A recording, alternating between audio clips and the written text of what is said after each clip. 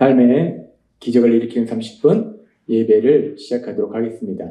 하나님께서 오늘 우리에게 주신 말씀은 에베소서 6장 10절에서 18절까지 말씀입니다. 이 말씀 제가 봉독하도록 하겠습니다. 끝으로 너희가 주 안에서와 그 힘의 능력으로 강건해지고 마귀의 관계를 능히 대적하기 위하여 하나님의 전신 갑주를 입으라. 우리의 씨름은 혈과 육을 상대하는 것이 아니요 통치자들과 권세들과 이 어둠의 세상 주관자들과 하늘에 있는 악의 영들을 상대함이라. 그러므로 하나님의 전신갑주를 취하라. 이는 악한 날에 너희가 능히 대적하고 모든 일을 행한 후에 서기 위함이라. 그런즉 서서 진리로 너희 허리띠를 띠고 의의 호신경을 붙이고 평안의 복음이 준비한 것으로 신을 신고 모든 것 위에 믿음의 방패를 가지고 이로써 능히 악한 자의 모든 불화살을 소멸하고 구원의 투구와 성령의 검 곧 하나님의 말씀을 가지라. 모든 기도와 간구를 하되 항상 성령 안에서 기도하고 이를 위하여 깨어 구하기를 항상 힘쓰며 여러 성도를 위하여 구하라. 아멘. 그래도 이 시간 우리 사랑하신 하나님 우리에게 말씀하실 때 하나님의 말씀을 듣기 전에 잠시 기도하는 시간 갖도록 하겠습니다. 언제나 우리를 사랑하신 하나님, 죄인된 우리를 예수님의 십자가 보혈을 통해서 죄에서 구원하시고 하나님의 사랑을 받는 아들이요 딸로서 이 땅을 살아가게 하시니 감사합니다. 하나님 아버지, 그렇습니다. 우리가 하나님의 아들이고 하나님의 딸입니다. 하나님 아버지, 그런데 그럼에도 불구하고 저희는 여전히 연약합니다.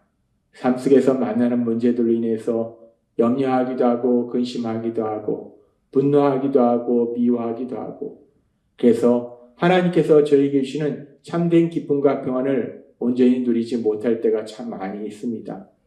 하나님 아버지, 그런 저희의 연약함을 아시기에 저희 안에 성령 하나님을 거하도록 하셔서 그 성령 하나님의 강력하신 역사하심으로 인해서 하나님이 예비하신 기쁨과 평안을 반드시 누릴 수 있도록 은혜 베풀어 주시니 감사합니다.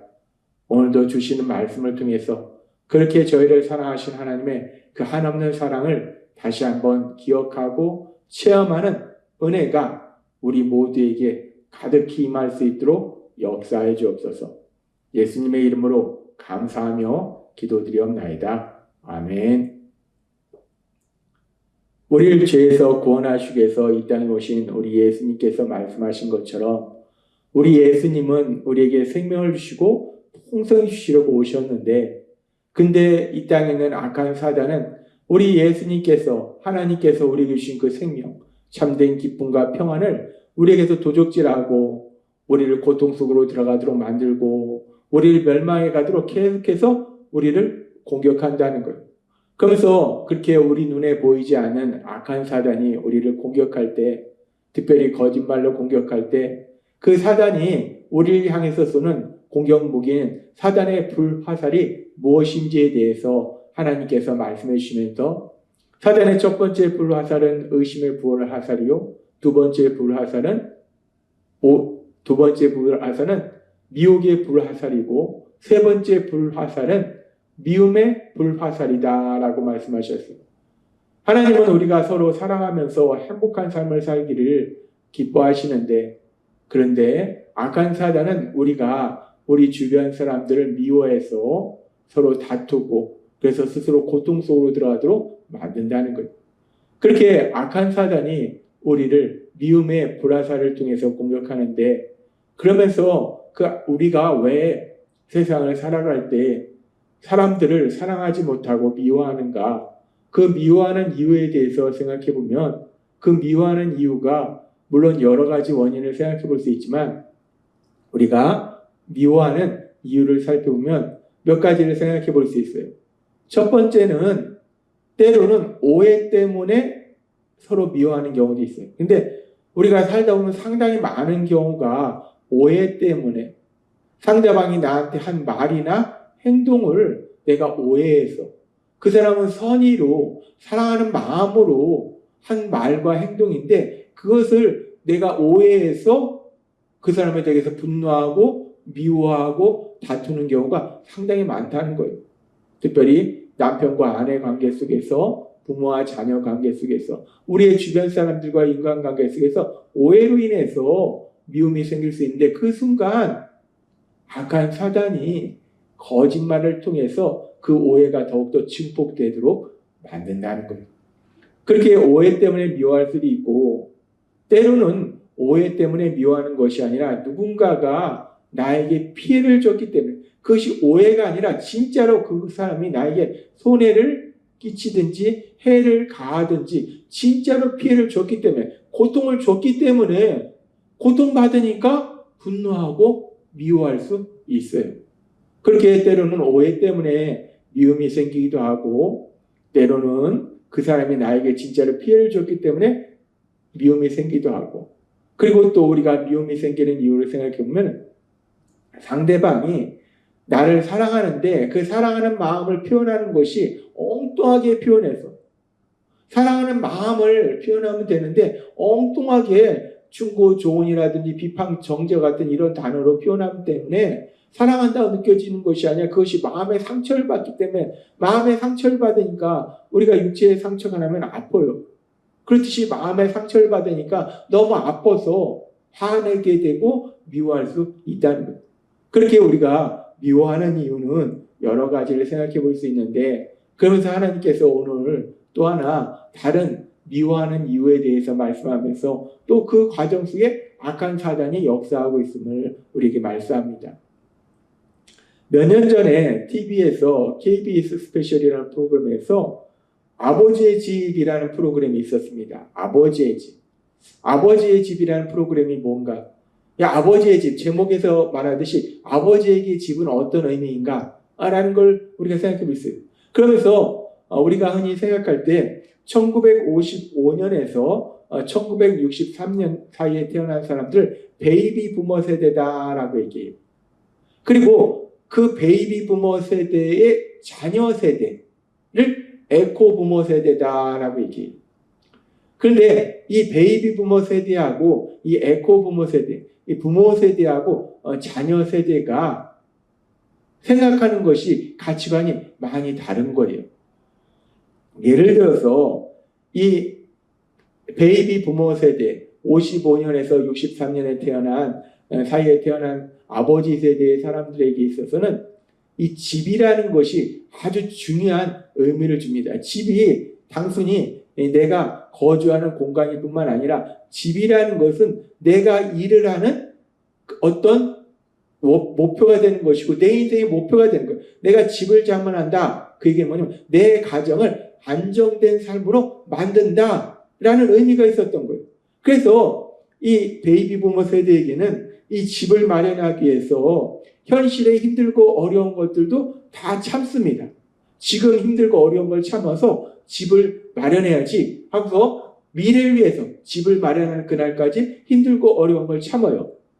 그런데 그런 베이비 부머 세대의 자녀 세대인 에코 부머 세대는 어떤가? 에코 부모 세대가 살고 있는 시대는 집값이 워낙 많이 올라 버리니까 아무리 열심히 일을 해도 집을 산다는 것이 도저히 불가능한 경우가 너무 많은 거예요. 그러니까 이 에코 부모 세대는 더 이상 집을 장만하려고 하지 않습니다. 그리고 부모 세대처럼 내가 지금 힘든 걸 참아서 미래를 위해서, 미래의 행복을 위해서 지금 힘든 걸 참아야지가 아니라 어차피 지금 힘든 걸 참아도 미래에 내가 집도 마련하지 못하기 때문에 그럴 바에는 지금 이 순간을 즐겁고 행복하게 살자라고 생각한다는 거예요. 그래서 이 베이비 부모 세대하고 그 자녀 세대인 에코 부모 세대에는 이 생각하는 가치관에 차이가 있는 거예요. 그렇게 가치관의 차이가 있음으로 인해서 서로 다르기 때문에 아버지 세대는 내일의 행복을 위해서 오늘은 힘들고 어려운 걸 참아야 된다. 근데 자녀 세대는 어차피 내일이 돼도 별다르게 달라질 것이 없으니까 참는 것이 아니라 지금 이 순간을 즐겁게 행복하게 살아야 된다라고 생각하는 거예요. 이렇게 서로 다르니까 이 아버지 세대하고 자녀 세대가 갈등이 생기는 거예요. 서로 미워하고 다투는 거예요. 이 프로에 나온 이야기 중에서 어떤 청년의 이야기가 나옵니다. 이 청년이 옥탑방에서 월세를 살고 있어요.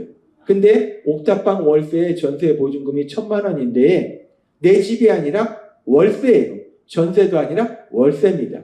그렇게 월세로 살고 있는데 이 청년이 그 옥상에다 한 300만 원, 400만 원을 들여서 그 옥상에 인조잔디를 깔고 소파도 들여놓고 그리고 스크린도 만들어서 영화관처럼 만들고 거기에 친구들을 불러서 즐겁게 생활하는 거예요. 그러면서 이 청년이 하는 얘기가 자기는 절대로 자기 아버지를 이 집에 오게 하지 않는다는 거예요. 왜 그러냐면 자기 아버지가 자기가 이렇게 사는 모습을 보면 너 미쳤다 라고 할 것이기 때문에 절대로 이 집에 아버지가 오도록 하시지 않는다라고 얘기합니다. 우리가 이 상황을 보면서 아버지 세대하고 아들 세대가 참 많이 달라요. 아버지 세대는 내일의 행복을 위해서 오늘의 힘들고 어려운 걸 참아야 된다. 자녀 세대는 지금 당장 즐겁고 행복하게 사는 것이 중요하다라고 서로 다른 가치관과 생각을 가지고 있어요. 그랬을 때 그런 서로 다른 가치관과 생각을 가지고 있기 때문에 갈등이 생기고 서로 미워하는 일들이 일어난다는 거예요. 그런데 이 아버지 세대의 생각과 자녀 세대의 생각 중에 누가 옳은 것일까? 내일의 행복을 위해서 오늘 힘들고 어려운 걸 참는 것이 중요한가? 단지 내일을 위해서 오늘 참는 것이 아니라 오늘 하루를 즐겁고 행복하게 사는 자녀 세대의 생각이 옳은 것인가? 이거는 사실 옳고 그름의 문제가 아니라 다르다는 거예요. 아버지 세대는 그걸 중요하게 여긴 것이고 자녀 세대는 또 다른 걸 중요하게 여긴 것이고 서로 다른 것인데 그 다른 것을 내 생각을 기준으로 해서 틀렸다라고 판단하고 주장하게 되면 서로 갈등이 일어난다는 거예요. 그리고 그 과정 속에 악한 사단의 거짓말이 있다는 거예요. 이런 일들은 우리가 성경에 보면 믿음의 사람의 삶 속에서도 이런 일을 볼 수 있습니다. 우리가 사도행전 15장 37절에서 39절의 말씀에 보면 바나바는 마가라는 요한도 데리고 가고자 하나 바울은 밤빌리아에서 자기들을 떠나 함께 일하러 가지 아니한 자를 데리고 가는 것이 옳지 않다 하여 서로 심히 다투어 피차 갈라서니 라고 말합니다. 성교행을 가면서 마가를 데려가는 것이 옳으냐 옳지 않으냐. 마가가 1차 선교여행 때 중간에 집으로 돌아갔어요. 이 일을 놓고 1차 선교여행 때 집으로 돌아간 사람을 2차 선교여행 때 데려가는 건 옳지 않다라고 바울은 주장하고 바나바는 그래도 1차 선교여행 때는 그래도 이번에는 마가를 데려가는 것이 맞다라고 바나바는 주장한 거예요. 이것은 바울이나 바나바 누구 하나가 맞는 것이 아니라 서로 생각하는 관점이 다른 거예요. 서로 다른데 근데 바울과 바나바가 둘 다 믿음의 사람에도 불구하고 서로 다른데 자신의 생각을 기준으로 판단해서 틀리다라고 주장하니까 서로 심하게 다투는 이런 일들이 일어나더라는 거예요. 믿음의 사람의 삶 속에도 이런 일이 일어날 수 있습니다. 다른 것인데 그것을 자기 생각으로 판단해서 틀리다라고 판단하고 주장하니까 이런 일이 일어나고 이런 일이 일어나는 과정 속에 악한 사단의 거짓말이 있다는 거예요. 이런 일은 바울과 바나바뿐만 아니라 고린도 교회의 문제 모습 속에서도 이런 모습이 나타납니다. 고린도전서 11장 11절과 1장 11절과 12절은 이렇게 말씀합니다. 내 형제들아 근로의 지편으로 너에게 대한 말이 내게 들리니 곧 너희 가운데 분쟁이 있다는 것이다. 다툼이 있다는 거예요. 왜 다툼인가? 내가 이것을 말하거니와 너희는 각각 이르되 나는 바울에게 나는 아볼로에게 나는 게바에게 나는 그리스도에게 속한 자란다. 믿음 생활을 하는데 나는 바울을 따르는 사람이다. 나는 아볼로를 따르는 사람이다. 나는 게바를 따르는 사람이다. 나는 그리스도를 따르는 사람이다. 내가 생각할 때는 바울이 최고의 사람이다. 내가 생각할 때는 아볼로가 최고다. 내가 생각할 때는 게바가 최고다. 베드로가 최고다. 아니다. 예수님이 최고다. 서로 다른 생각을 가지고 있는 거예요. 이거는 틀린 게 아니라 다른 생각. 내가 생각할 때는 바울의 이러이러한 부분이 좋고, 내가 생각할 때는 아볼로의 이런 부분이 좋고, 내가 생각할 때는 베드로의 이런 부분이 좋고, 서로 다른데, 다른 걸 틀리다고 주장하니까 그러니까 분쟁이 일어나더라는 거예요. 그렇습니다. 하나님께서 주일 예배를 통해서도 계속 말씀하시다시피 악한 사단이 우리 안에 거짓말로 역사하면 우리가 어느 순간 내 생각을 기준으로 선악을 판단한다는 거예요. 그래서 다른데 내 생각에 틀리다라고 판단하고 주장하니까 미워하고 다투는 그런 일들이 일어난다는 거예요. 그래서 하나님은 우리에게 말씀합니다. 로마서 15장 7절의 말씀. 그러므로 그리스도께서 우리를 받아 하나님께 영광을 돌리신 것 같이 너희도 서로 받으라. 서로 받으라는 것은 인정하라는 거예요. 그 사람의 연약함을 인정해주고 그 사람의 다름을 인정해주라. 하나님이 우리에게 말씀하신 것처럼 사랑은 연약함과 다름을 인정하는 것이다. 틀린 것이 아니라 다른 것이다 라고 인정하라는 거예요. 악한 사단이 우리를 공격할 때 거짓말을 통해서 내 생각을 기준으로 해서 선악을 판단하게 함으로 인해서 다른 것을 틀리다 라고 판단해서 마음속에 분노하고 미움을 갖도록 만든다는 거예요. 하나님이 오늘 우리에게 주신 말씀처럼 악한 사단이 우리를 공격할지라도 성령님의 강력하신 역사하심에 따라서 로마서 15장 7절의 말씀처럼 서로 받으라는 말씀처럼 서로의 연약함이나 특별히 다름을 인정함으로 인해서 서로 사랑하시는 여러분이 되시길 주님의 이름으로 축원합니다. 기도하겠습니다. 하나님 아버지 감사합니다. 오늘도 주신 말씀처럼 우리 안에 계신 성령님의 강력하신 역사하심을 해서 다른 것을 인정하고 그래서 서로 사랑하는 저희 모두가 될 수 있도록 은혜 베풀어 주옵소서. 예수님의 이름으로 감사하며 기도드리옵나이다. 아멘. 이 시간 우리를 사랑하신 하나님, 그 하나님 주신 말씀을 묵상하면서 조용히 기도하는 시간 갖도록 하겠습니다.